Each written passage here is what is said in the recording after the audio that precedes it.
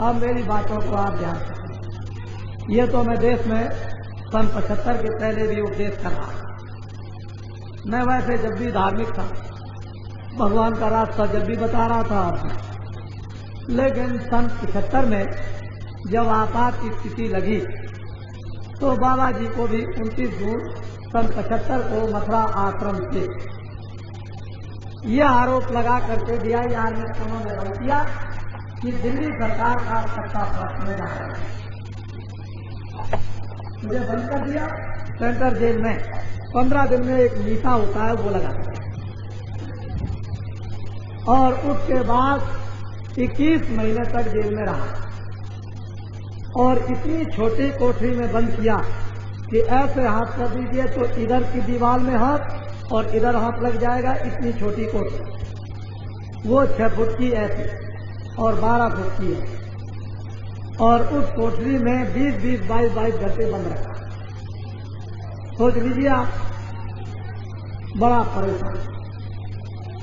लेकिन अपनी माला लेकर भगवान के ध्यान में बैठ जाते थे, कुछ पता नहीं था। बड़े ध्यान से सुनिए आप। और उस पर भी बेड़ी डाल दी, उस पर भी हथकड़ी डाल दी, बड़े बड़े परेशान।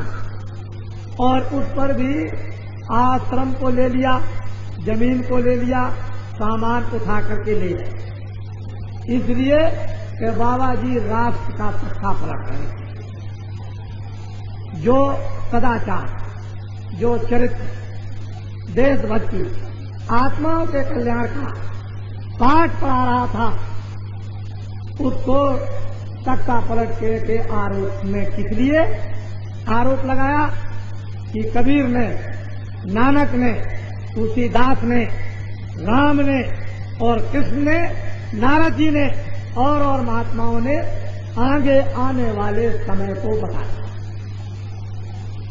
वर्तमान वो सन 75 में जो शासन था, उसने सोचा कि ऐसे लोगों को हैरान किया जाए।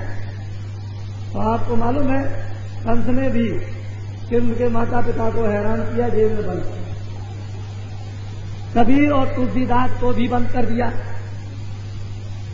बड़े ध्यान से आज सुनिए, भगवान राम को भी रावण पाताल लोक में लेके चला गया, और वहां भी उसने राम को भी जेल में बंद कर दिया था। और बहुत से लोगों ने ऐसी यातनाएं, रावण ने ऋषियों के खून को खींचा। परिणाम क्या हुआ तो आपको जानते हैं। जब देश के अंदर लोग इस तरह का निर्भय होकर के दुराचार, अन्याय, पापाचार करेंगे तो उसका परिणाम तो भगवान तो है ही। तो समय समय पर भक्तों के लिए भक्त वत्सल बनकर प्रहलाद को जो फेंका था ऊपर से नीचे पहाड़ से, और नीचे भगवान ने हाथ लगा लिए, उतार करके जमीन में खड़ा कर। मीराबाई को जहर दिया कि अभी स्वाहा हो जाएगी, लेकिन भगवान ने अपने भक्तों के लिए भक्त वत्सल बनकर उसकी जिब्जा पर बैठ करके आप जहर पी लिया, मीरा को नहीं पीने दिया। तो भगवान है। बड़े ध्यान से इस आरोप में पकड़ करके जेल में बंद कर दिया था, इसलिए आपके नगर में आपका दर्शन नहीं हो सका। इतने दिन के बाद चिंता तो सभी को थी, इसमें कोई संदेह नहीं, नर नारी सभी तड़पते थे। और जब जरासंध ने कृष्ण भगवान को 14 मर्तबे लड़ाई करके भगा दिया, तो भगवान चले गए द्वारका। तो गोपिकाएं सब उनके प्रेम में रोती रह गए। ये भी इतिहास कहता है। कभी कभी और बहुत तरह के इतिहास भी बताते हैं, लेकिन बाबा जी ने ये कहा था कि शराब पियोगे, मांस खाओगे, दुराचार करोगे, कत्ल करोगे, चोरी करोगे, अन्याय करोगे और अनेक प्रकार के जुल्म और रिश्वत लोगे, तो पापों से घड़ा भर जाएगा। और जब घड़ा भरेगा तो टूटेगा जरूर। तो सन 75 के पहले आपकी दीवारों पर, अखबारों पर, पर्चों पर, पेड़ों पर ये लिखा हुआ था कि 76 के समाप्त होने के पहले देश में पाप का घड़ा भर जाए और 76 से पहले ही ये दिल्ली का शासन समाप्त हो जाए। ये आपको परिचय दिया, लेकिन आपने विश्वास नहीं किया और ये कहा कि हम विश्वास नहीं करते हैं। कैसे पलट जाएगा, कैसे बदल जाएगा?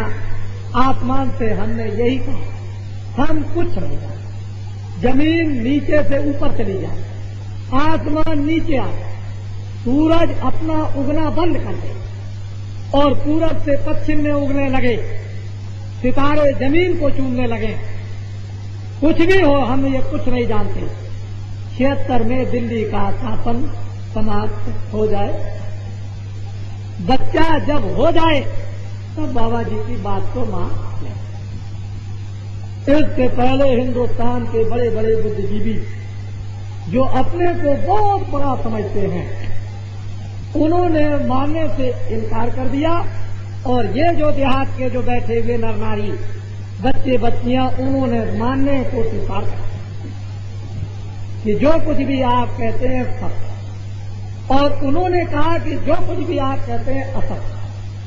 लेकिन अब तो आपको भगवान की लीला, यही कहता था कि भगवान की लीला का एक चक्कर जरा सा घूम जाएगा तो भक्त से हो जाएगा। अभी आपने क्या देखा, भगवान का चमत्कार, और चमत्कार तो बड़े बड़े नमस्कार होते हैं।